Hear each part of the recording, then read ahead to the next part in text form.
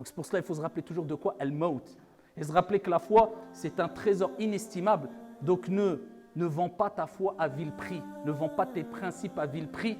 Et ne laisse pas ta foi s'échapper pour des biens de cette vie d'ici-bas, pour des biens matériels ou pour un pouvoir quelconque. Al-Iman, c'est ce qui te permettra de dire La ilaha illallah au moment de ta mort. Al-Iman, c'est ce qui te permettra de patienter lors des épreuves. Al-Iman, c'est ce qui te permettra de vivre heureux ici-bas et dans le delà bi'idhnillahi azza wa jalla. Alhamdulillah. Nous savons toutes et tous que Al-Iman ou Kanz, la foi est un trésor.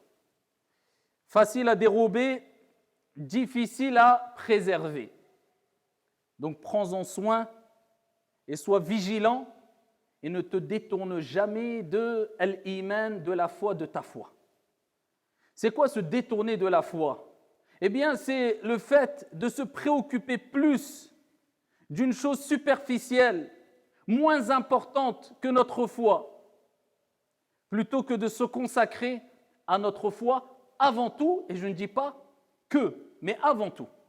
Avant ces plaisirs de cette vie d'ici-bas, avant tes divertissements, avant certaines passions, avant certains plaisirs, eh bien c'est d'abord Al-Iman. Parce que si tu te détournes de Al-Iman en te préoccupant plus d'autre chose que de ta foi, surtout si tu le fais de manière répétée, tu ne seras plus aussi vigilant. Et précédemment, nous avons dit que Al-Iman, c'est un trésor. Facile à dérober, difficile à préserver.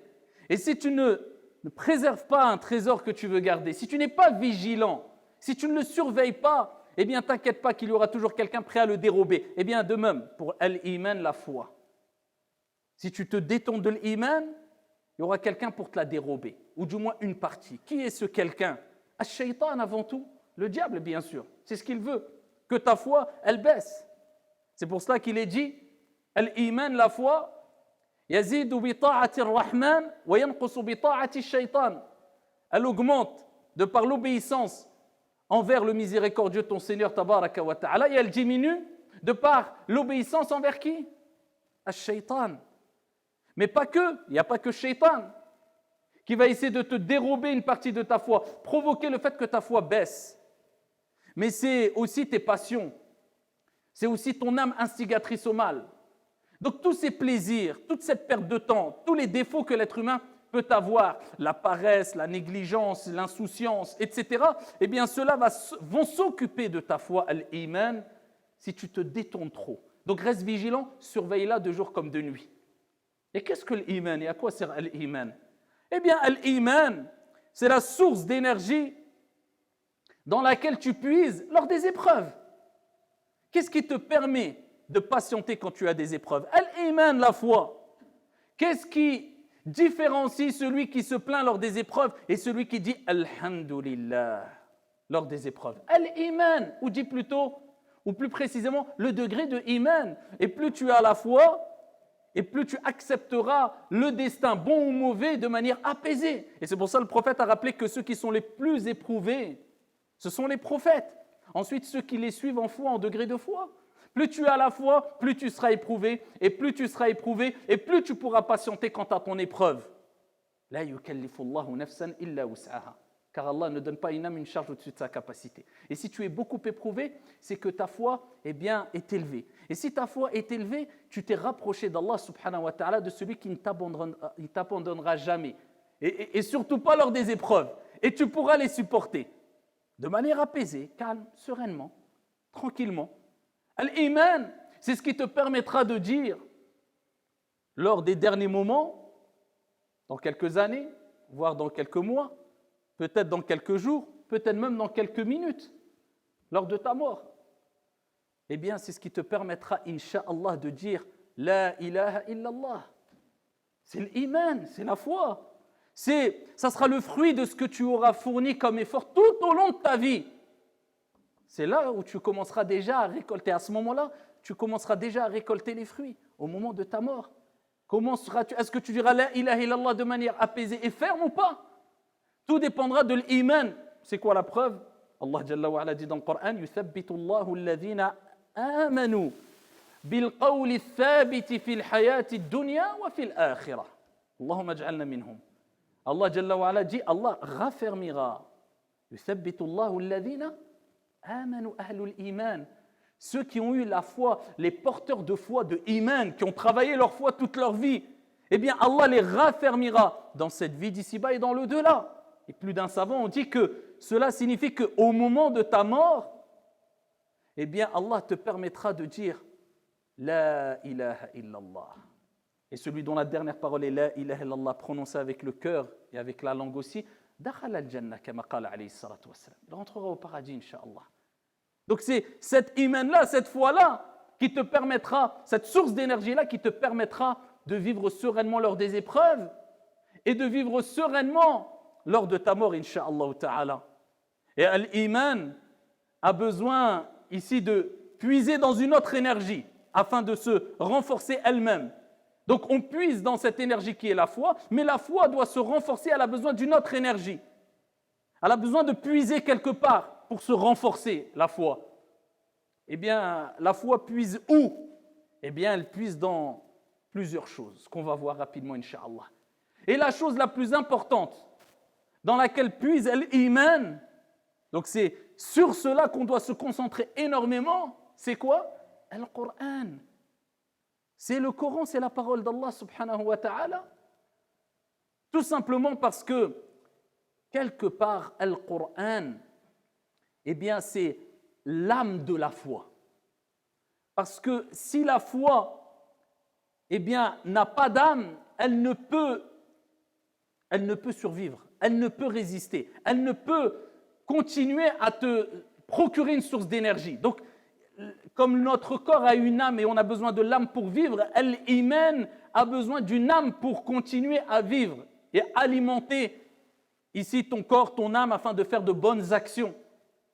Et quelle est cette âme qui sans elle, pas d'iman? وَكَذَلِكَ أَوْحَيْنَا إِلَيْكَ رُوحًا مِّنْ أَمْرِنَا. Allah a parlé de cette âme dans le Coran et il a appelé le Coran l'âme. Et c'est ainsi que nous avons révélé sur toi une âme, un esprit provenant de notre ordre. وَكَذَلِكَ أَوْحَيْنَا إِلَيْكَ رُوحًا مِّنْ أَمْرِنَا. D'autant plus que la foi réside dans al-qalb, le cœur. Et le cœur tombe malade. Et le cœur, quand il tombe malade, il a besoin d'un médicament. Quel est ce médicament? Et ce qui est beau dans le Coran, c'est que même si tu ne comprends pas tout quand tu lis le Coran, juste le fait de le lire avec sincérité, c'est déjà un médicament qui te permettra de soigner ton cœur. Allah. Prenons l'exemple simplement d'un médicament. Est-ce que tu connais tout ce qui est composé, tout ce que renferme comme composant, comme matière, comme substance, ce médicament? Non. Mais le simple fait de faire confiance à ton médecin, un médecin digne de confiance, et de savoir qu'en le prenant matin, midi et soir, ça sera une cause de guérison, eh bien cela te suffit pour avoir ici envie de prendre ce médicament et incha'Allah que ce médicament soit une cause de guérison. Walillahi al-mathalul a'la. Eh bien sache que le Coran c'est un peu pareil, sauf que celui qui t'a donné cette prescription c'est Ash-Shafi, le guérisseur par excellence, Allah subhanahu wa ta'ala, qui te dit dans le Coran وَنُنَزِّلُ مِنَ الْقُرْآنِ مَا هُوَ شِفَاءٌ وَرَحْمَةٌ لِلْمُؤْمِنِينَ. Il te dit, ne t'inquiète pas, prends-le, c'est un médicament, car on a descendu dans le Coran ce qu'il y a comme guérison et miséricorde pour les croyants. Donc, même si tu ne sais pas ce que renferme complètement le Coran, tu n'as pas tous les tenants et les aboutissants, tu ne comprends pas tout, le simple fait de prendre cette prescription divine, c'est-à-dire de le lire, c'est déjà une guérison. C'est une guérison pour ton cœur. Donc, ici, l'iman a besoin de quoi? A besoin d'énergie. Et une des plus grandes sources d'énergie, c'est le Coran, qui va guérir ton cœur, qui va raffermir ta foi. Est-ce que tu vis avec le Coran? Est-ce que tu lis le Coran tous les jours? Ne serait-ce qu'une demi-page ou une page, peu importe. Ouvre ton Coran tous les jours. Meurs avec le Coran. Vis avec le Coran. Réveille-toi avec le Coran. Parce que le Coran, c'est une source de bénédiction. Et quand tu lis le Coran, même si tu lis, comme je disais précédemment, une demi-page, une page, lis quelque chose, c'est une source de baraka dans ta vie, dans ta santé, dans tes enfants, dans ta descendance, incha'Allah ta'ala. Et c'est une guérison pour les cœurs. Donc, le Coran, Parmi les moyens aussi, il y a bien sûr hilaqu dhikr, comme nous sommes en train de le vivre maintenant. C'est les assises de science, les assises de rappel. C'est ça qui nous permet de se déconnecter un peu de la vie d'ici-bas. Alors, aujourd'hui, on peut les entendre, ces rappels, alhamdoulilah, à travers les réseaux sociaux, ou à travers des vidéos, sur Internet, ou physiquement. Donc, il y a plusieurs moyens, et c'est un bienfait, un grand bienfait, d'avoir une accessibilité comme cela à notre époque. Donc, il faut utiliser ces choses-là, ces moyens qui ne sont que des moyens à bon escient. À bon escient. Eh bien, le fait de participer à ces assises te permet de revivifier ta foi. C'est pour ça que Mu'adh, radiyallahu anhu wa arda, et d'autres, ils avaient l'habitude de dire Ijlis ma'ana, ijlis bina nu'minu sa'a. Ijlis bina nu'minu sa'a. Assis-toi avec nous, on va croire pendant un moment. C'est-à-dire, on va être dans cette assise de foi. Viens, ijlis bina nu'minu sa'a. Voilà. À un moment, on va faire vivre notre foi. Ils avaient l'habitude de dire ça. Parler de Dieu, parler d'Allah, parler de son messager, parler de l'au-delà, parler du paradis, parler de l'enfer, parler de... Ça te fait revivifier ta foi. Parmi les moyens aussi, il y a le dhikr. Et le prophète alayhi salatu wassalam a dit, l'exemple du vivant et du mort, spirituellement, c'est comme l'exemple de celui qui évoque son Seigneur et celui qui ne l'évoque pas. Donc quand tu évoques Allah, tu commences ta journée avec quoi? Avec les invocations du matin. Tu commences avec ça, c'est ton petit déjeuner spirituel. Et avant de dormir, tu fais tes invocations du soir. Tu ne les connais pas, fais-les, lis-les en arabe. Tu ne connais pas l'arabe, allez, fais-les en français, pas de mal. Tu veux quoi de plus? C'est facile. Il ne faut pas rendre les choses compliquées, il faut être un grand savant pour être pieux. Il faut être un grand savant pour être au paradis. Non. Le principal, c'est que tu fasses le minimum sincèrement et conformément. C'est le principal. Eh bien, tes invocations du soir, du matin, tu récites Qul huwallahu ahad, falaq an-nas 3 fois le matin, 3 fois le soir. Bismillahi alladhi la yadurru ma'a ismihi shay'un fil ardi wala fis sama' wa huwa as-sami'ul 'alim 3 fois le matin, 3 fois le soir. Tu fais les invocations du soir et du matin. Ça revivifie ta foi. Ça préserve ta foi, ton iman. Parmi les moyens aussi, et c'est peut-être un des plus grands moyens et un des plus faciles. C'est quoi? Eh bien, c'est ad-du'a, l'invocation. Le prophète alayhi salatu wassalam nous dit dans le hadith rapporté par Al-Hakim, Inna al-iman la yakhlaqu fi jawfi ahadikum kama yakhlaqu al-thawb. فاسألوا الله تعالى أن يجدد الإيمان في قلوبكم. Il nous dit que la foi s'abîme dans le cœur de l'un d'entre vous, ou bien s'use dans le cœur de l'un d'entre vous, comme s'abîme ou s'use le vêtement. Demandez à Allah de renouveler votre foi. Comme tu as besoin de renouveler un vêtement, puisque peu importe la marque de ton vêtement, la qualité du tissu de ton vêtement, à un moment ou à un autre, il va s'user, il va s'abîmer, tu devras le renouveler pour qu'il garde toujours cette beauté et que tu sois à l'aise dedans. Eh bien, il en va de même pour al-iman, la foi. Al-iman s'abîme, al-iman s'use, il faut renouveler cette foi. Et comment? Eh bien, le prophète nous dit, demandez à Allah de renouveler votre foi. En arabe, en disant, Allahumma jaddidil iman fi qalbi. Ou en français, oh Allah, renouvelle la foi dans mon cœur. Est-ce que c'est compliqué? Ad-du'a huwa al-ibada. L'invocation, c'est l'adoration même. C'est un des plus grands et un des actes d'adoration les plus grands et les plus aimés d'Allah. Parce que tu prouves à Allah que tu ne demandes pas à X ou Y ou à Fulan ou Allan, mais à Allah subhanahu wa ta'ala. Donc tu as frappé à la bonne porte. Et Allah, il dit dans le Coran, وَإِذَا سَأَلَكَ عِبَادِي عَنِّي فَإِنِّي قَرِيبٌ أُجِيبُ دَعْوَةَ الدَّاعِ إِذَا دَعَانِ. Et lorsque mon serviteur t'interroge sur moi, je suis proche. J'accepte l'invocation. Je réponds à celui qui me demande lorsqu'il me demande, lorsqu'il m'invoque. Donc tu dis, oh Allah, renouvelle la foi dans mon cœur. Et ainsi, bi'idhnillahi tabaraka wa ta'ala, en le disant chaque jour et en respectant les quelques conseils, on pourrait en parler des heures, il y a plusieurs autres conseils à donner, mais déjà ces quelques conseils, le Coran, le dhikr, les assises de science et le dua et l'invocation, eh bien déjà ça t'aidera énormément. Et il n'y a pas de temps à perdre. Et c'est pour cela qu'un des plus grands moyens aussi, pour renouveler sa foi et maintenir sa foi à un bon niveau, c'est se rappeler qu'il n'y a pas de temps à perdre. La mort, elle est proche. Combien de temps il nous reste à vivre?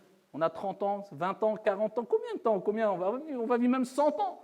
Sachant qu'à partir d'un certain âge, on commence à être un peu fatigué, HS, etc. Donc, tu as la santé, profite. Tu as le temps libre, profite. La vie, elle est courte. Tu vas profiter combien de temps encore? Allez, même si tu sais que tu vas vivre 100 ans, ça, à partir d'un certain âge, physiquement, khlas. Si on te donne juste le khobz au zit, tu vas dire alhamdulillah. Tu vas vouloir quoi, aller jouer ou aller à la plage? À un moment, c'est khlas, tu veux le minimum.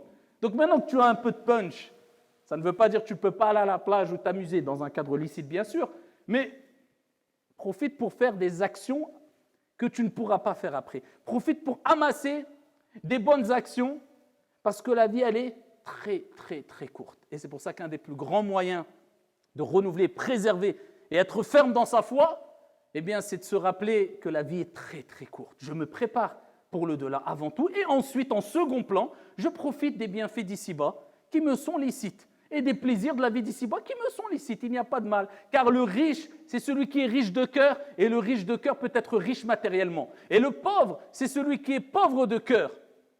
Et le pauvre de cœur peut être pauvre matériellement. Donc ici, on sait que la vraie richesse, c'est dans le cœur. Et tu peux être riche matériellement, ça nous intéresse peu. C'est pas grave et c'est pas interdit. Le principal, c'est que tu sois riche de cœur. C'est ça, c'est tout. Amma si tu as dunya entre les mains, tu es milliardaire, c'est pas grave. Ça te nuira en rien si tu es riche de cœur. Donc c'est pour cela qu'il faut se rappeler toujours de quoi? Al-Maut. Et se rappeler que la foi, c'est un trésor inestimable. Donc ne vends pas ta foi à vil prix. Ne vends pas tes principes à vil prix. Et ne laisse pas ta foi s'échapper pour des biens de cette vie d'ici-bas, pour des biens matériels ou pour un pouvoir quelconque. Al-Iman, c'est ce qui te permettra de dire La ilaha illallah au moment de ta mort. Al-Iman, c'est ce qui te permettra de patienter lors des épreuves. Al-Iman, c'est ce qui te permettra de vivre heureux ici-bas et dans le delà, bi'idhnillahi azza wa jal.